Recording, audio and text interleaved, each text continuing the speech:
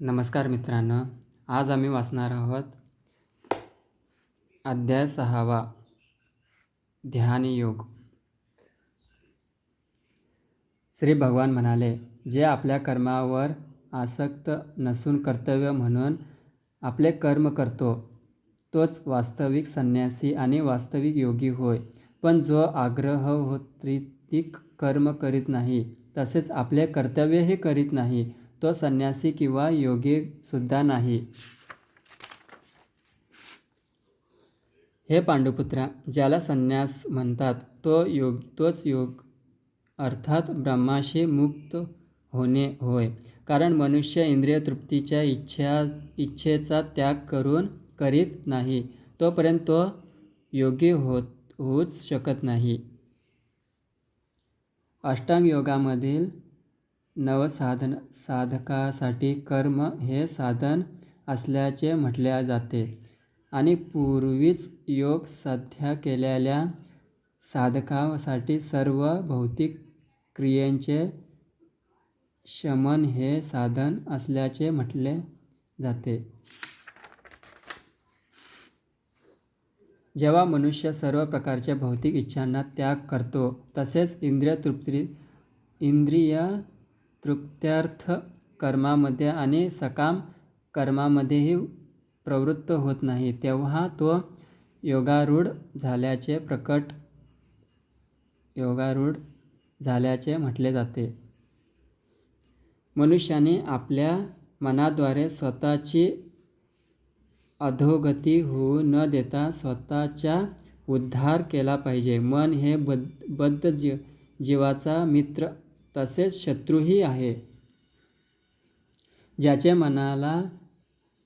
मनाला जिंकले आहे त्याच्यासाठी मन हे सर्वोत्तम मित्र आहे. परंतु जो असे करण्यामध्ये अपयशी झाला आहे त्याच्यासाठी तेच मन शत्रू असते.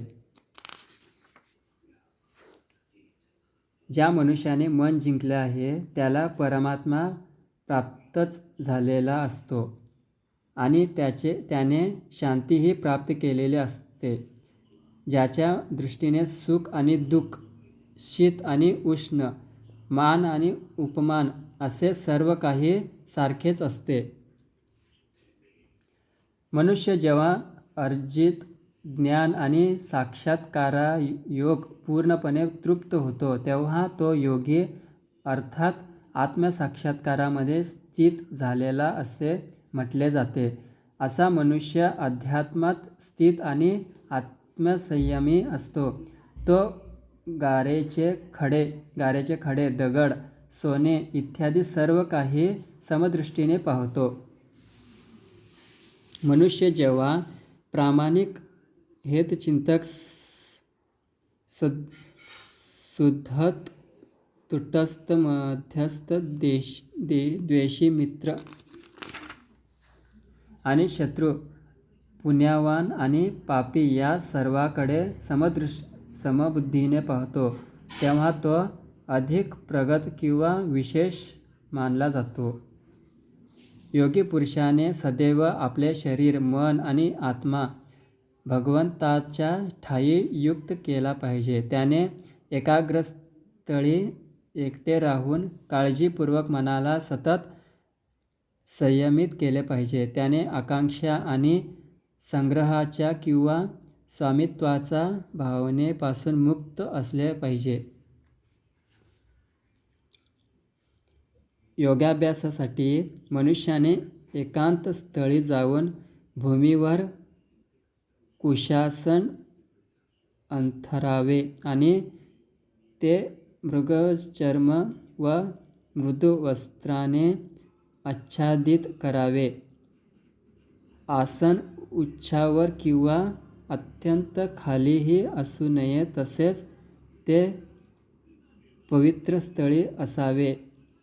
त्यानंतर योगी पुरुषाने आसनावर दृढतापूर्वक बसावे आणि मन, इंद्रिय किंवा यांचे संयमन करून आणि मनाला एकाग्र करून हृदय शुद्ध करण्यासाठी योगाभ्यास करावा. योग साधकाने आपले शरीर, मन आणि मस्तक उभ्या सरळ रेषेत धरावे आणि नासिकाग्राकडे स्थिर दृष्टीने पाहावे. याप्रमाणे भयमुक्त, विचलित तथा संयमित मनाने कामजीवनापासून पूर्णपणे मुक्त होऊन त्याने हृदयात माझे ध्यान करावे आणि मला जीवनाचे परम लक्ष्य करावे. याप्रमाणे शरीर, मन आणि क्रिया यांच्या संयमाचा निरंतर अभ्यास करून मन संयमित झालेला योगी भौतिक जीवनाचा लय करून भगवत धामाची, श्रीकृष्णांचे निवासस्थान प्राप्ती करतो. हे अर्जुन, जो अत्याधिक खातो किंवा अत्याधिक अल्प खातो आणि जो अतिशय झोपतो किंवा पुरेसे झोपत नाही, तो योगी होण्याची शक्यताही नाही.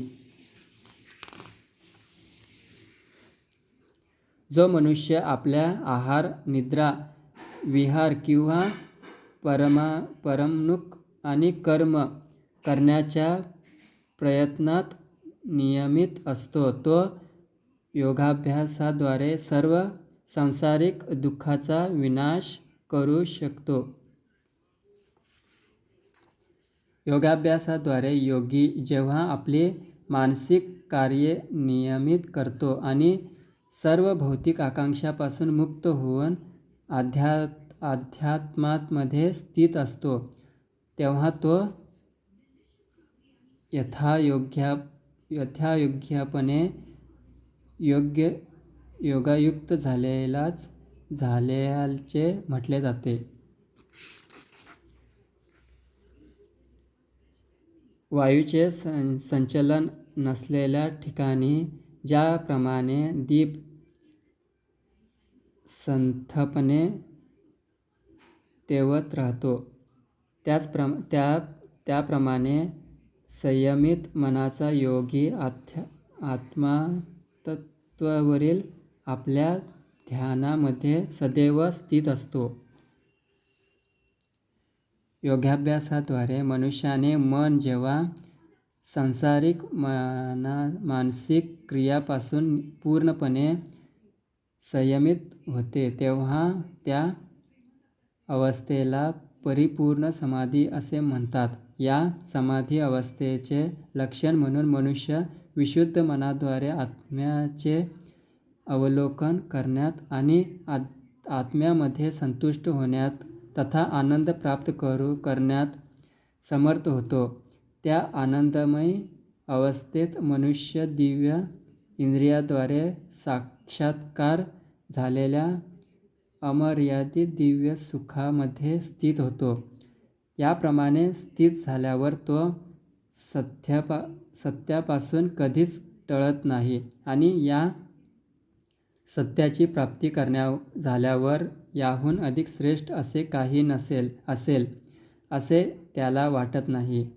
अशा अवस्थेमध्ये स्थित झाल्यावर तो मोठमोठ्या संकटामध्येही विचलित होत नाही. भौतिक संसर्गामुळे निर्माण होणाऱ्या दुःखापासून हीच यथार्थ मुक्ती आहे.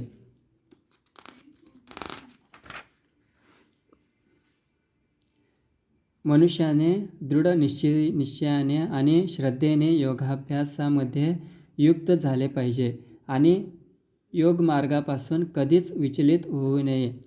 त्याने मानसिक तर्कामुळे उत्पन्न झालेल्या सर्व भौतिक कामनांचा पूर्ण त्याग करून मनाद्वारे सर्व इंद्रियांना सर्व बाजूंनी संयमित केले पाहिजे. हळूहळू क्रमश मनुष्याने दृढ विश्वासाने युक्त झालेल्या बुद्धीद्वारे समाधीमध्ये स्थित झाले पाहिजे आणि याप्रमाणे मन केवळ आत्म्यावर स्थिर करून इतर कशाचाही विचार करू नये. आपल्या चंचल आणि स्थिर स्वभावामुळे मन जेथे जेथे भटकते तेथून मनुष्याने ते ओढून घ्यावे आणि आत्म्याच्या नियंत्रणात आणावे. ज्या योगी मनुष्याने मन माझ्यावर स्थिर झाले आहे त्याला निश्चितच दिव्य सुखाचे परमावधी प्राप्त होते. तो रजोगुणाच्या पलीकडे असतो. त्याला ब्रह्माशी असलेल्या गुणात्मक स्वरूपाची साक्षात्कार होतो आणि याप्रमाणे तो आपल्या पूर्वकर्मफळापासून मुक्त होतो. याप्रमाणे योगाभ्यासामध्ये निरंतर युक्त असलेला आत्मसंयमी योगी सर्व भौतिक दोषातून मुक्त होतो आणि भगवंताशी दिव्य प्रेममय सेवा करीत परिपूर्ण सुखाच्या परमोच्च अवस्थेची प्राप्ती करतो. वास्तविक योगी सर्व प्राणीमात्रांमध्ये मला पाहतो आणि सर्व प्राणीमात्रांना सुद्धा माझ्यामध्ये पाहतो. निसंदेह आत्मसाक्षात्कारी पुरुष मला भगवंतांना सर्वत्र पाहतो. जो मला सर्वत्र पाहतो आणि सर्व काही माझ्यामध्ये पाहतो त्याला मी कधी दुरावत नाही, तसेच तोही मला कधी दुरावत नाही. जो योगी मी आणि परमात्मा अभिन्न असल्याचे जाणून परमात्म्याच्या भक्तिमय सेवेमध्ये युक्त होतो तो सर्व परिस्थितीत माझ्यामध्ये सदैव निवास करतो. हे अर्जुन, जो आपल्या स्वतःच्या तुलनेने सर्व जीवाकडे त्याच्या सुख-दुःखामध्ये वास्तविक समत्वाने पाहतो तोच परिपूर्ण योगी होय. अर्जुन म्हणाला, हे मधुसूदन, तुम्ही सांगितलेला योगामार्ग मला अव्यवहार्य आणि असह्य वाटतो, कारण मन चंचल आणि स्थिर आहे. हे कृष्ण, मन चंचल, उच्छृंखल, दुराग्रही आणि अत्यंत बलवान असल्यामुळे मनाचा निग्रह करणे हे वायूला नियंत्रित करण्यापेक्षाही अत्यंत कठीण आहे, असे मला वाटते. भगवान श्रीकृष्ण म्हणाले, हे महाबाहू कौंतेय, चंचल मनाला संयमित करणे निसंशय अत्यंत कठीण आहे, पण योग्य अभ्यासाने हे आणि अनासक्तीद्वारे मनाला वश करणे शक्य आहे. ज्याचे मन इच्छाखल आहे त्याला आत्मसाक्षात्कार होणे कठीण आहे, परंतु ज्याचे मन संयमित आहे आणि जो योग्य साधनाद्वारे प्रयत्न करतो त्याला निश्चितच यशाची शाश्वती आहे, असे माझे मत आहे. अर्जुन म्हणाला, हे कृष्ण, जो आरंभी आत्मसाक्षात्काराच्या मार्गाच्या श्रद्धेने स्वीकार करतो, परंतु नंतर सांसारिक आसक्तीमुळे मार्गभ्रष्ट होतो आणि यामुळे योगसिद्धी प्राप्ती करू शकत नाही, अशा यशस्वी योग्याला कोणती गती प्राप्त होते? हे महाबाहू कृष्ण, ब्रह्मप्राप्तीच्या मार्गावर भ्रष्ट झालेला असा हा मनुष्य आध्यात्मिक आणि भौतिक योगामार्गावरून कोणत्याही दिशेला स्थित नसल्याने चित्रविच्छिन्न मेघाप्रमाणे पतित होऊन भ्रष्ट तर होत नाही ना? हे कृष्ण, माझा हा संशय आहे आणि हा पूर्णपणे दूर करण्याची मी तुम्हाला विनंती करतो. तुमच्या वाचून हा संशय दूर करणारा कोणीही मिळणार नाही. श्रीकृष्ण म्हणाले, हे पार्थ, शुभ कार्यामध्ये युक्त झालेल्या योगी पुरुषाचा इहलोकात तसेच परलोकातही विनाश होत नाही. आणि हे मित्र, चांगले कार्य करणारा मनुष्य दुष्प्रवृत्तींनी कधीही प्रभावित होत नाही.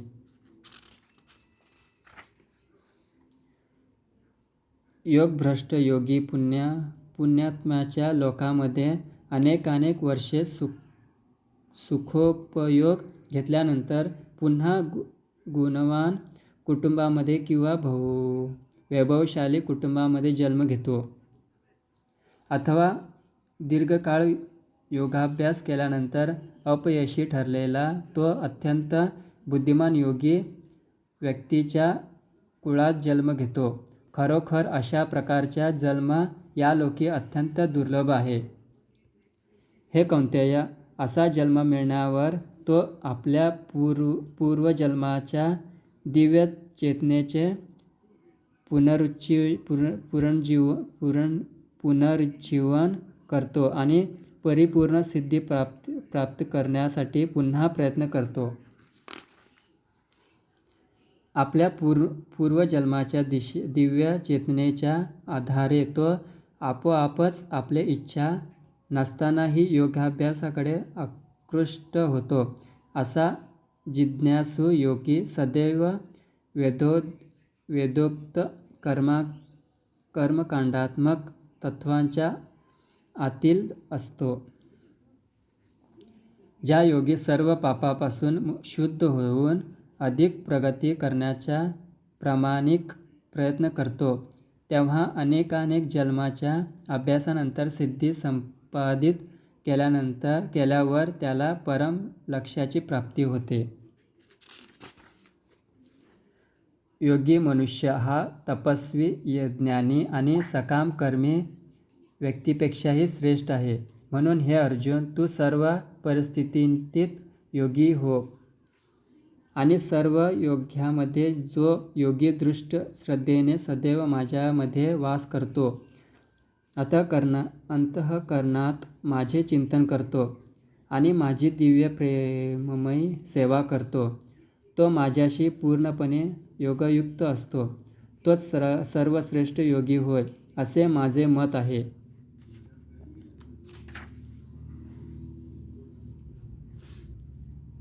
धन्यवाद मित्रांनो.